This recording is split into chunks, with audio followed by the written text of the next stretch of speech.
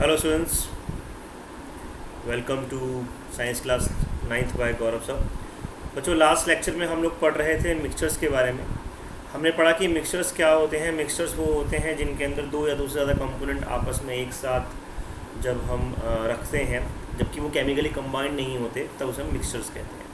हमने पढ़ा कि मिक्सचर्स के अंदर जितने भी कंपोनेंट होते हैं सबकी अपनी अपनी एक आइडेंटिटी रहती है, वो अपनी आइडेंटिटी लॉस नहीं करते हैं। हमने ये भी पढ़ा लास्ट लेक्चर्स में कि मिक्सचर्स दो तरह के होते हैं, होमोजीनस और दूसरे हेट्रोजीनस।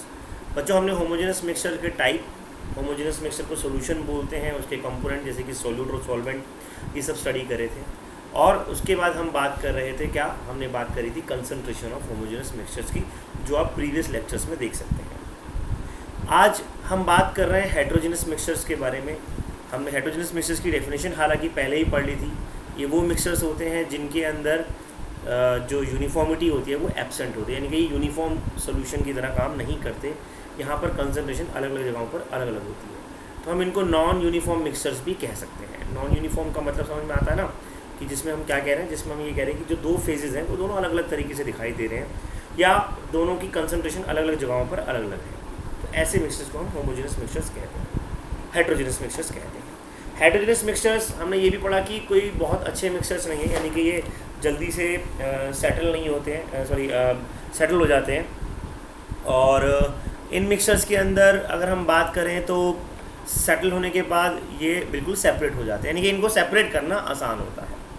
हालांकि होमोजेनस मिक्सचर को सेपरेट करना आसान नहीं होता। हमने ये भी पढ़ा था कि होमोजेनस मिक्सचर्स के अंदर अगर हम मान लीजिए जैसे सॉल्ट और वाटर का मिक्सचर लेते हैं और हम उसको फ़िल्टर करने की कोशिश करते हैं, इवन फ़िल्टर पेपर से भी वो फ़िल्टर नहीं होता था।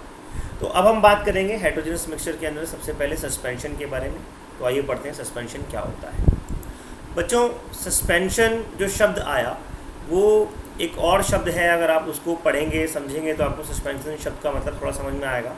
उसका जो वर्ड आया वो आया सस्पेंडेड। सस्पेंडेड मतलब लटका हुआ, बीच में, या कहीं पर भी इस जगह पर ठहरा हुआ जहाँ पर उसका कोई बेस नहीं है। तो सस्पेंडेड वर्ड से आता है सस्पेंशन। हम ये कहते हैं कि जब कभी किसी भी लिक्विड या किसी भी सॉल्वेंट, आप सॉल्वेंट वर्ड तो यहाँ यूज़ नहीं कर सकते, जब कभी दो चीज़ें आपस में ऐसे मिक्स होती हैं, मान लीजिए जब कभी दो चीज़ें आपस में ऐसे मिक्स होती हैं कि वो एक दूसरे में ठीक से मिक्स नहीं हो पा रही हैं, या उन दोनों को हम अलग से देख सकते हैं, उन दोनों को हम अलग से महसूस कर सकते हैं, तो वो चीज़ कहलाती है सस्पेंशन। सस्पेंशन में हो सकता है कहीं पर ज़्यादा हो, कोई एक चीज़ कहीं पर कम हो। जैसे अगर ध्यान से देखेंगे अगर आप, तो यहाँ पर मैं जो ग्रीन पार्टिकल्स बना रहा हूँ, कहीं कहीं तो ज़्यादा बना रहा हूँ, कहीं कहीं कम बना रहा हूँ, कहीं है ही नहीं। तो इस तरीके से अगर हम इस तरीके से ग्रीन पार्टिकल्स की बात करें तो ये ग्रीन पार्टिकल सस्पेंडेड हो रखे हैं इस लिक्विड के अंदर, तो ये कहलाता है suspension. A suspension is not a true mixture. ये एक अच्छा मिक्सचर नहीं है। इसमें होगा क्या, अगर हम इस सस्पेंशन को थोड़ी देर के लिए स्टैग्नेंट पोजीशन में रख दें तो होगा क्या, थोड़ी देर बाद हमारा जो लिक्विड है वो तो लिक्विड ही रह जाएगा, लेकिन जो ग्रीन पार्टिकल्स मैंने यहाँ बनाए, जो सस्पेंडेड मॉलिक्यूल्स मैंने यहाँ बनाए, वो नीचे जाकर सेटल डाउन हो जाएंगे। इसका मतलब ये मिक्सचर की फॉर्म में रह ही नहीं पाएगा, काफ़ी हद तक ये मिक्सचर की फॉर्म में रह ही नहीं पाएगा, और ऐसे मिक्सचर को हम बोलते हैं क्या, सस्पेंशन। लेकिन क्या सस्पेंशन सिर्फ इसी बात को बोलेंगे? नहीं, हमें इसको डिफ़ाइन करना पड़ेगा तरीके से, इसकी टेक्निकलिटी के हिसाब से, यानी कि उसका पार्टिकल साइज़ कितना होना चाहिए। अगर आपको याद होगा तो मैंने आपको बताया था, जो हमारा सॉल्यूशन होता है, अगर हम सॉल्यूशन की बात करें तो सॉल्यूशन के अंदर जो सोल्यूट्स होते थे उनका जो पार्टिकल साइज़ होता था वो 10⁻⁹ मीटर से कम होता था, यानी कि 1 नैनोमीटर से भी कम होता था। इतने छोटे पार्टिकल साइज़ होते थे, तब ट्रू सॉल्यूशन बनता था। इसका मतलब क्या होगा कि इनका साइज़, जहाँ हम सस्पेंशन की बात कर रहे हैं तो इनका साइज़ कम से कम सोल्यूट के पार्टिकल साइज से तो बड़ा ही होगा। तो अब हम बात करते हैं कि कितना बड़ा होगा और कैसे कैसे हम सस्पेंशन को डिफाइन कर सकते हैं। तो बच्चों लिखिएगा, सस्पेंशन की डेफिनेशन मैं आपको लिखवा रहा हूँ, एग्जाम में आपको यही डेफिनेशन लिख कर आनी होगी। लिखिएगा, suspension may be defined as, suspension may be defined as a mixture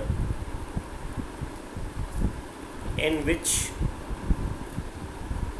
particles of size particles of size greater than, देखिए वहाँ पर लेस देन था, यहाँ पर greater than, of size greater than, of size greater than 100 nanometre, of size greater than GREATER greater than 100 nanometre.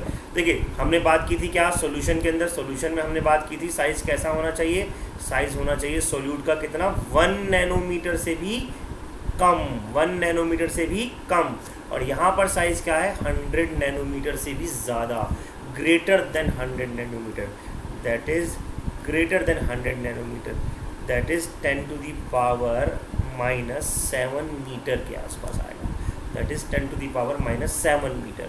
तो इससे ज़्यादा particle size होना चाहिए, इससे बड़ा होना चाहिए। सोल्यूट में जब हमने सोल्यूशन की बात की थी, होमोजेनस की बात की थी, तब हमने कहा था लेस देन, और यहाँ हम बात कर रहे हैं बच्चों किसकी, ग्रेटर देन 100 नैनोमीटर। हाँ, तो हम क्या बोल रहे हैं, सस्पेंशन में भी define as the mixture in which particle of size greater than 100 nanometre, that is 10 to the power -7 metre are dispersed. देखिए हम यहाँ पर डिजॉल्व वर्ड यूज़ नहीं कर रहे हैं, फैले हुए हैं, डिजॉल्व नहीं है। डिजॉल्व वर्ड हमने कहाँ यूज़ किया था, सॉल्यूशन में यूज़ किया था। Are dispersed in a medium, are dispersed in a bulk of medium, medium के बल्क में वो डिस्पर्स हो चुके हैं, फैले हुए हैं, और अब वो सेटल हो रहे नहीं हो रहे वो बात की बात है, लेकिन हमने साइज से डिफाइन करा क्या, सस्पेंशन। तो ये है सस्पेंशन की डेफिनेशन। और यहाँ पर हम डिज़ोल्व वर्ड यूज़ ना करके कौन सा वर्ड यूज़ करते हैं, हम यहाँ डिज़ोल्व वर्ड यूज़ ना करके वर्ड यूज़ करते हैं डिस्पर्स्ड। डिस्पर्स मतलब फैला हुआ, DISPERSED, डिस्पर्स्ड, ठीक है जी। तो they are dispersed in a bulk, dispersed in a bulk of medium. ये कहलाएगा क्या, ये कहलाएगा दैट इज़ हेट्रोजीनस मिक्सचर के अंदर सस्पेंशन की डेफिनेशन। अब जैसे हमने सॉल्यूशन की प्रॉपर्टीज़ पढ़ी थी, ऐसे ही हमें यहाँ पर किसकी प्रॉपर्टीज़ पढ़नी है, हमें यहाँ पर सस्पेंशन की प्रॉपर्टीज़ पढ़नी है।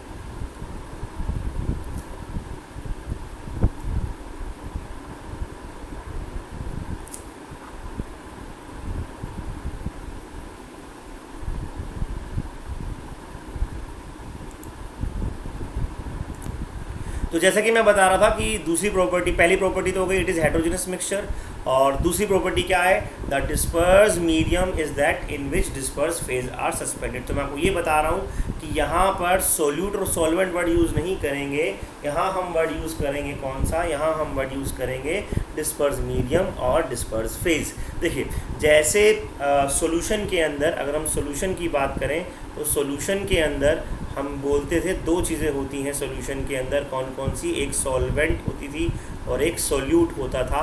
यहाँ पर सॉल्वेंट जो है, हालांकि हम सॉल्वेंट वर्ड यूज़ नहीं करते हैं, पर उसके कंपैरेटिवली यहाँ पर डिस्पर्जन मीडियम होता है, और सॉल्यूट वर्ड भी हम यहाँ यूज़ नहीं करते हैं, उसके कंपैरेटिवली यहाँ डिस्पर्स फेज होता है। तो डिस्पर्स मीडियम या डिस्पर्जन मीडियम कौन सा मीडियम है, जिसमें कोई चीज़ बह रही है, तैर रही है, या सस्पेंडेड है, या घुली हुई है। और डिस्पर्स फेज क्या है, वो चीज़ जिसके अंदर वो घुला हुआ है, या जो घुल रहा है, जो क्या है, जो घुल रहा है, उसको हमने बोला क्या, डिस्पर्स फेज। तो ये दो चीज़ें, दो कंपोनेंट होते हैं किसके, सस्पेंशन के। सस्पेंशन के दो कंपोनेंट कौन से हो गए, डिस्पर्स मीडियम और डिस्पर्स फेज। सॉल्यूशन के दो कंपोनेंट कौन से हो गए, सॉल्यूट और सॉल्वेंट। तो आई होप आपको समझ में आ रहा होगा दोनों के बीच में डिफरेंस।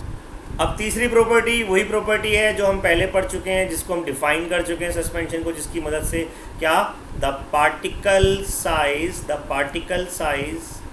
ऑफ किसका, of disperse phase.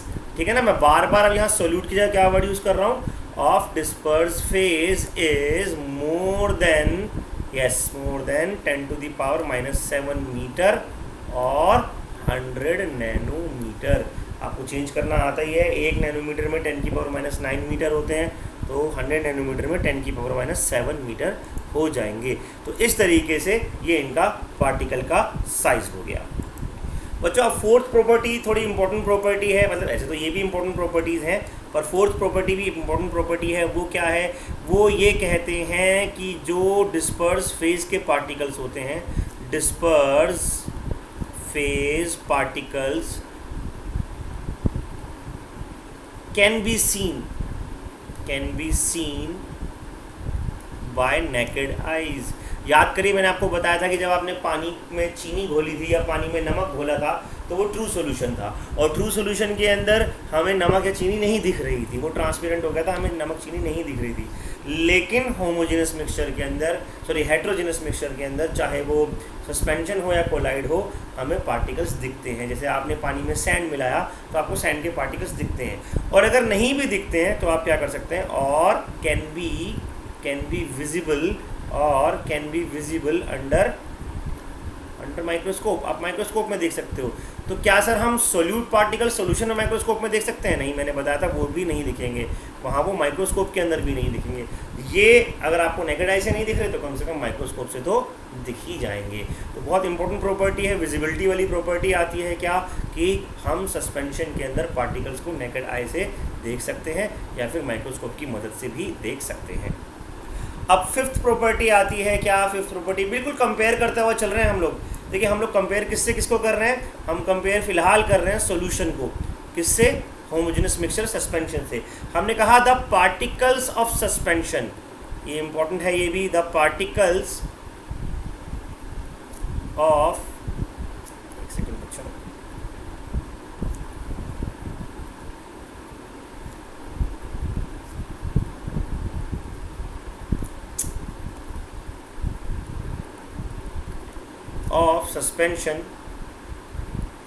of suspension will settle down। मैंने अभी बताया था शुरुआत में ही क्या हो जाएंगे, ये सेटल डाउन हो जाएंगे, settle down when left for some time। कैसे, अनडिस्टर्ब्ड, मतलब आपको डिस्टर्ब नहीं करना है, when left for some time undisturbed। Undisturb का मतलब है कि आपको उसको शेक नहीं करना है बार बार, तो फिर वो आराम से नीचे बैठ जाएंगे और वो सेटल डाउन हो जाएंगे। किसके पार्टिकल, सस्पेंशन के पार्टिकल्स आराम से सेटल डाउन हो जाते हैं व्हेन दे लेफ्ट अनडिस्टर्ब। तो ये क्या था, ये सस्पेंशन की पांचवी प्रॉपर्टी थी। अब सस्पेंशन की अगली प्रॉपर्टी की तरफ बढ़ते हैं। अगली प्रॉपर्टी क्या है, अगली प्रॉपर्टी है फिफ्थ के बाद सिक्स प्रॉपर्टी आती है फिल्ट्रेशन वाली प्रॉपर्टी, बहुत इंपॉर्टेंट है। द सस्पेंडेड पार्टिकल्स जो घूम रहे हैं, suspended particles can be filtered, ये आराम से फिल्टर्ड हो जाते हैं, can be filtered by ordinary. बहुत सिंपल सा, कोई भी पेपर ले लीजिए, हम यहाँ पर पेपर वर्ड यूज़ ना करके पूरा वर्ड यूज़ करेंगे, ऑर्डिनरी फिल्टर पेपर। पेपर का मतलब फिल्टर पेपर ही है, ऑर्डिनरी कोई सा भी पेपर ले लीजिए वो फिल्टर पेपर की तरह काम कर जाएगा। जैसे कि भाई आप न्यूज़पेपर ले लो या टिश्यू पेपर ले लो, तो टिश्यू पेपर को फिल्टर पेपर बोल दो। या जो आपने स्कूल में देखा होगा ना, जब आप स्कूल में बाई चांस कभी लैब गए हो, हालांकि मैं आपको बाई चांस क्यों बोल रहा हूँ, बेचारे 2 साल से स्कूल ही नहीं गए तो लैब कहाँ से जाओगे, है ना। चलो कोई बात नहीं, भगवान करे जल्दी आपके स्कूल खुले, जल्दी सब कुछ सारा माहौल ठीक हो और आप सब अच्छे से पढ़ाई करें। तो जब आप लैब में जाएंगे तो आपके टीचर आपको दिखाएंगे क्या, आपको दिखाएंगे कि भाई आपके पास जो फिल्टर पेपर है वो कैसा है, गोल गोल सा वाइट कलर का पेपर होता है, तो वो फिल्टर पेपर की तरह दिखता है। उसको पार्चमेंट पेपर भी बोल देते हैं, अच्छी क्वालिटी का वॉटमैन पेपर भी बोल देते हैं। तो अलग अलग तरह के पेपर होते हैं, उनको हम फिल्टर पेपर कहते हैं। तो खैर हमारा मकसद यहाँ पर पढ़ने का क्या है कि सस्पेंडेड पार्टिकल जो होते हैं सस्पेंशन के अंदर, वो ऑर्डिनरी फिल्टर पेपर से छन जाते हैं, आराम से फिल्टर हो जाते हैं, सीप की तरह वो काम कर सकता है फिल्टर पेपर हमारा। और ये हो गई बच्चों क्या, ये 6 प्रॉपर्टीज़ हो गई किसकी, ये 6 प्रॉपर्टीज़ हो गई सस्पेंशन की। तो बच्चों ये हो गया सस्पेंशन ख़त्म। सस्पेंशन में सर हमें कुछ खास नहीं करना है 9th क्लास के अंदर। और अब हम बढ़ते हैं किसकी तरफ, अब हम बढ़ते हैं हेट्रोजेनस मिक्सचर के अगले टॉपिक की तरफ, जिसका नाम है क्या, कोलॉइड्स। कोलॉइड्स काफ़ी इंपॉर्टेंट है, काफ़ी क्वेश्चन आते हैं NTSC में, कोलॉइड के बहुत क्वेश्चन आते हैं, तो इसे ढंग से समझेंगे। ठीक है बच्चों, चलिए तो कोलॉइड को समझते हैं। कोलॉइड को समझना बहुत आसान है अगर आपको सस्पेंशन और अगर आपको सॉल्यूशन समझ में आ गया है तो। मैं एक बार सस्पेंशन सॉल्यूशन के ज़रिए से या उसके कंपैरेटिवली कोलॉइड को आपको समझाने की कोशिश करता हूँ। अगर आपको याद हो तो हमने अभी थोड़ी देर पहले बात करी कि सॉल्यूशन के अंदर पार्टिकल साइज़ 1 नैनोमीटर से भी कैसा होना चाहिए, पार्टिकल साइज़ 1 नैनोमीटर से भी कम होना चाहिए। जो पार्टिकल साइज़ है वो 1 नैनोमीटर से भी कम होना चाहिए। जबकि सस्पेंशन की बात करें तो सस्पेंशन में हमने क्या कहा कि जो पार्टिकल साइज़ है वो 100 नैनोमीटर से भी ज़्यादा होना चाहिए। 100 नैनोमीटर से भी ज़्यादा होना चाहिए पार्टिकल साइज़ किसमें, सॉल्यूशन सस्पेंशन के अंदर। अब बच्चों इस 1 नैनोमीटर से लेकर इस 100 नैनोमीटर के बीच में भी तो कुछ आता होगा भाई। सॉल्यूशन तो 1 नैनोमीटर से कम और सस्पेंशन 100 नैनोमीटर से ज़्यादा। तो जो पार्टिकल्स इन दोनों के बीच की रेंज में आ रहे हैं, यहाँ से यहाँ तक की रेंज में आ रहे हैं, वो जो मिक्सचर बनाएंगे उसे हम कोलॉइड या कोलॉइडल मिक्सचर बोलते हैं। वैसे जनरली कोलॉइड वर्ड ज़्यादा करेक्ट होता है, पर बहुत सारे लोग, मैं भी, ऐसा नहीं है कि मैं नहीं बोलता हूँ, हम लोगों को ज़बान पे चढ़ा हुआ आप ये कह सकते हो, या नॉर्मल भाषा में हम बोल देते हैं कोलॉइडल मिक्सचर या कोलॉइडल सॉल्यूशन। हालांकि कोलॉइडल सॉल्यूशन तो बिल्कुल गलत वर्ड है, पर फिर भी हम बोल देते हैं कोलॉइड अपने आप में एक स्थिति है, एक सॉल्यूशन। खैर मैं ग्रामेटिकली अभी वहाँ नहीं जाना चाह रहा हूँ टेक्निकली, तो आप कोलॉइड या कोलॉइडल सॉल्यूशन कुछ भी बोल सकते हैं। तो हम क्या बोलेंगे कि कोलॉइडल मिक्सचर्स वो होते हैं, हम ये बोलेंगे कोलॉइडल मिक्सचर्स वो होते हैं, लिखिएगा, दीज आर हेट्रोजिनस। अगेन ये भी कैसे, हेट्रोजिनस मिक्सचर। लेकिन इनकी खास बात क्या है, असल में ये हेट्रो और होमोजेनस के बीच में होते हैं, इनकी प्रॉपर्टीज़ बीच में होती है। लेकिन हाँ, इन्हें टेक्निकली डिफाइन करा जाए तो ये हेट्रोजेनस है, क्योंकि टेक्निकली किसी भी मिक्सचर को डिफाइन करने के लिए जो हमारे पास सबसे इम्पोर्टेंट टर्म है या सबसे इम्पोर्टेंट बात है जिससे हम कंपेयर करते हैं, वो क्या है, वो है यूनिफॉर्मिटी। मैं आपको बार बार बता रहा हूँ बच्चों, अगर मिक्सचर यूनिफॉर्मली सोल्यूबल डिजोल्व है, यूनिफॉर्मली डिस्ट्रीब्यूटेड है, तभी वो सॉल्यूशन कहलाएगा। अदरवाइज वो किसी भी तरह का मिक्सचर हो वो हेट्रोजिनस कहलाएगा। अगर यूनिफॉर्मिटी नहीं है तो हेट्रोजिनस, और अगर यूनिफॉर्मिटी है तो होमोजेनस, बात खत्म हो जाती है। यहाँ पर भी यूनिफॉर्मिटी नहीं है तो इसलिए हम इसे हेट्रोजेनस बोलेंगे। These are heterogeneous mixtures in which अच्छा, यहाँ पर भी हम डिस्पर्स मीडियम और डिस्पर्स फेज यूज करते हैं। In which disperse phase particle size vary, VARY, vary means to change, बदल रहा है, vary between, particle size vary between क्या, vary between 1 nanometre to 100 nanometre. 1 nanometre से ज़्यादा होंगे, 100 नैनोमीटर से कम होंगे। ऐसे मिक्सचर्स को जिसके अंदर डिस्पर्स फेज ऐसा साइज होगा उसको हम कोलॉइड बोलेंगे। तो कोलॉइडल मिक्सचर्स क्या हैं, कोलॉइडल मिक्सचर्स वो हैं जिनके अंदर पार्टिकल साइज 1 नैनोमीटर से 100 नैनोमीटर के बीच की रेंज का होता है। इससे अगर आप इधर जाएंगे तो आपको सॉल्यूशन मिलेगा, और अगर आप उधर जाएंगे तो आपको सस्पेंशन मिलेगा। तो अगर आप चाहते हैं कि आपको क्या मिले, आपको कोलॉइड मिले, तो भैया आपको क्या करना पड़ेगा, साइज रेंज इसी के बीच में रखना पड़ेगा। ये फिक्स है सर, बिल्कुल फिक्स है, और ये सिर्फ 9th क्लास के लिए फ़िक्स नहीं है, 9th 10th 11th में भी पढ़ोगे, 12th में भी पढ़ोगे, बल्कि 12th में तो पूरा एक चैप्टर आएगा आपका कोलॉइडल सॉल्यूशन के नाम से, और पूरा एक चैप्टर आएगा ट्रू सॉल्यूशन के नाम से। तो आप समझ सकते हैं कितना इंपॉर्टेंट है आगे चलकर ये साइंस जब आप पढ़ेंगे तब। तो इस तरीके से ये दोनों मिक्सचर्स यहाँ पर होते हैं। खैर, तो ये क्या हो गया, ये हो गया कोलॉइडल मिक्सचर्स की डेफिनेशन। ठीक है, आगे लिखेंगे प्रॉपर्टीज़ ऑफ कोलॉइड। अब हम बात करेंगे किसके बारे में, हम बात करेंगे प्रॉपर्टीज़ ऑफ कोलॉइड के बारे में। चले जी, डालेगा हेडिंग प्रॉपर्टीज़ ऑफ कोलॉइड।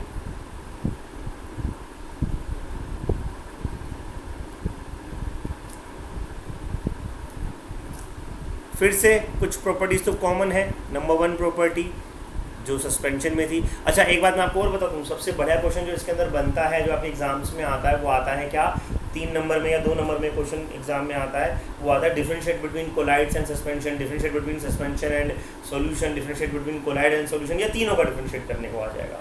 और एक एक 2 नंबर में इनकी डेफिनेशंस तो आ ही जाती है और इनकी प्रॉपर्टीज़ तो आ ही जाती है। तो बहुत इंपॉर्टेंट टॉपिक बनता है, बहुत ज़्यादा काम आने वाला टॉपिक है ये आपको साइंस के अंदर, क्योंकि आप बायोलॉजी पढ़ोगे, फिजिक्स पढ़ोगे, केमिस्ट्री पढ़ोगे, कहीं भी पढ़ोगे तो ये पार्टिकल साइज पर बहुत सारी प्रॉपर्टीज़ डिपेंड करती हैं कंपाउंड्स की। हमारी बॉडी के अंदर से ब्लड एक कोलाइडल सॉल्यूशन है। हाँ मैंने एग्जांपल ही लिखा है आपको, तो एग्जांपल लिख लीजिए, बहुत अच्छे एग्जांपल आपको बताता हूँ। फॉर एग्जांपल ये ज़रूर लिख लीजिएगा, ब्लड कोलाइड है। मिल्क भी एक तरह का कोलाइड है, ठीक है। वैसे तो हम इसे हाइड्रोजनस मिक्सचर में डालते हैं, दोनों में डाल देते हैं, पर मिल्क एक कोलाइडल सॉल्यूशन है, ठीक। इसके अलावा क्रीम, कौन सी क्रीम, जो आप गालों पे लगाते हो, है ना, फेस क्रीम हो गई, या जेल हो गए, बालों में लगाने वाले जेल हो गए, ये भी क्या है, यस ये भी कोलाइड है, बिल्कुल सही बात है, तो ये भी कोलाइड है। तो ये कोलाइड के एग्जांपल्स हैं। कोलाइड अलग अलग तरह के होते हैं, कई बार कोलाइड इतने ज़्यादा गाढ़े होते हैं कि हमें लगता है वो कोलाइड जो है वो सेमी सॉलिड सा बन गया है। तो सोल जेल, तो जेल जैसे गाढ़ा गाढ़ा सा होता है ना, वो फ्लो ही नहीं करता, तो हमें ऐसा लगता है नहीं क्या सा बन गया, ये मक्खन हो गया, बटर वगैरह, ये सब क्या है, ये कोलाइडल सॉल्यूशंस के अंदर आते हैं, ठीक है। तो इसीलिए कोलाइड बहुत इंपॉर्टेंट टॉपिक बन जाता है, क्योंकि इसके एग्जांपल्स बहुत ज़्यादा रिलेट करेंगे आपकी डेली लाइफ से। और जैसे कि मैंने बताया 12th क्लास में आपको इसका एक इंपॉर्टेंट चैप्टर के नाम से आएगा पूरा का पूरा। तो पहली प्रॉपर्टी क्या है जी, पहली प्रॉपर्टी सबको पता है, it is a heterogeneous mixture. तो लिखेंगे it is a heterogeneous mixture. ये कैसा मिक्सचर है, एक हेट्रोजिनस मिक्सचर है। दूसरी प्रॉपर्टी फिर वही साइज पर, इट्स डिस्पर्स फेज साइज। मैं बार बार ये वर्ड्स क्यों यूज़ कर रहा हूँ, ताकि तुम्हें टेंशन ना हो। अच्छा मैं इनकी डेफिनेशन भी तुम्हें लिखवाऊंगा, अभी टेंशन मतलब disperse phase size, disperse phase size, एक सेकेंड बच्चों, it's disperse phase size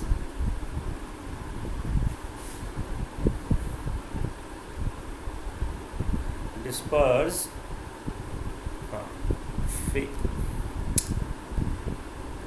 phase size vary, probably same line, between 1 nanometer to 100 nanometer, ठीक है जी। नंबर थर्ड इट्स पार्टिकल्स, इसके पार्टिकल सेटल हो जाते हैं पर इतनी जल्दी नहीं होते। गेट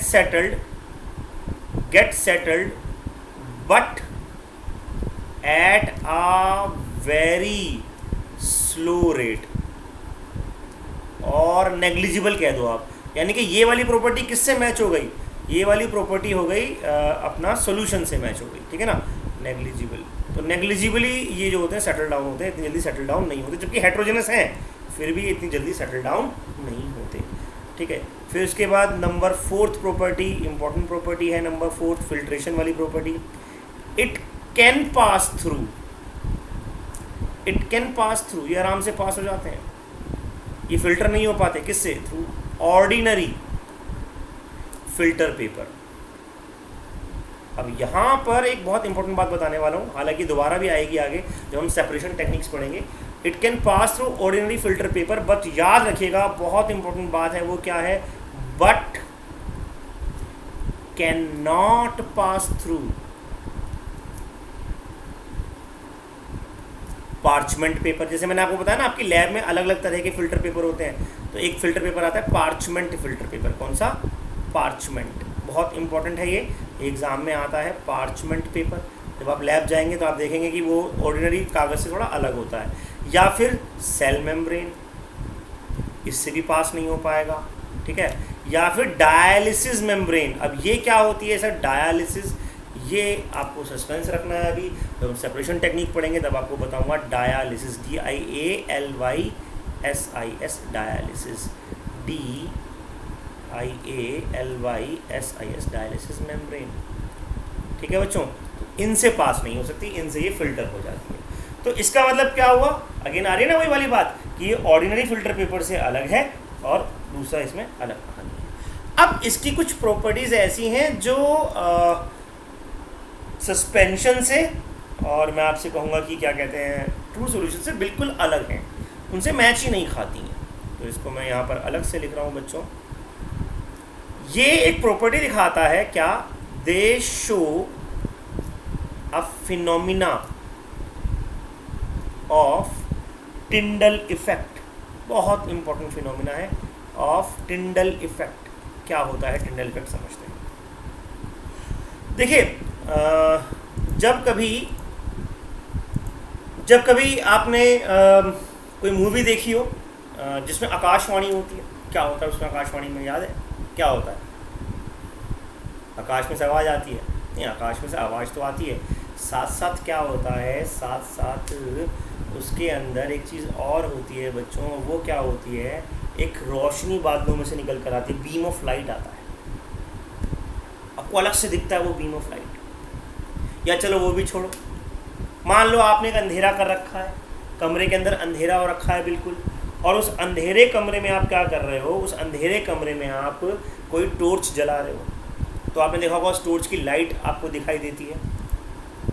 देखिए ध्यान से देखिएगा, मैंने यहाँ पर टॉर्च जलाई हुई है तो आपको शायद कुछ और दिखाई नहीं दे रहा होगा, लेकिन आप इस टॉर्च को ध्यान से देखोगे ना बच्चों, अगर आप इस टॉर्च को ध्यान से देखोगे तो आपको आखिरी में बिल्कुल जहाँ रोशनी की आखिरी है, ये जगह पर, ये देखो, ये आपको एक ब्लू लाइन दिखाई दे रही होगी, ब्लूइश सी लाइन दिखाई दे रही है। ये देखो ये अंधेरे कमरे में ये देखिए ब्लू लाइन। अब तो देखो ये ब्लू लाइन, ये रोशनी है किसकी, टॉर्च की रोशनी में आपको इसी तरह से ब्लू लाइन दिखाई देगी, है ना, बढ़िया चीज़। तो आपको ये ब्लू लाइन दिखाई देती है, ठीक है, ये है टिंडल इफेक्ट। तो बच्चों अभी जो मैंने आपको ये टॉर्च की लाइट दिखाई, इसके आखिरी में आपने क्या देखा होगा कि एक टिंच आता है ब्लू कलर का, एक ब्लू कलर की टिंच आपने देखने को मिली होगी, ये टिंडल इफेक्ट है। तो टिंडल इफेक्ट क्या है, इसकी डेफिनेशन लिखवाता हूँ मैं आपको, और फिर आपको समझ में आएगा ये क्या होता है। तो क्या है Tyndall effect? When a beam of light is pass through a colloidal solution placed in a dark room और इन अ डार्क स्पेस, जहाँ पर अंधेरा हो वहाँ पर आप कोलाइडल सॉल्यूशन में अगर लाइट को पास करते हैं। अच्छा, जनरली लाइट को कहाँ से पास करना होता है? 90 डिग्री से। फॉर एग्जांपल मान लीजिए आपने एक ग्लास ऑफ कोलाइडल सॉल्यूशन लिया, आप घर पे बना सकते हो कोलाइडल सॉल्यूशन। कैसे बना सकते हो, एक बहुत अच्छा तरीका बताता हूँ।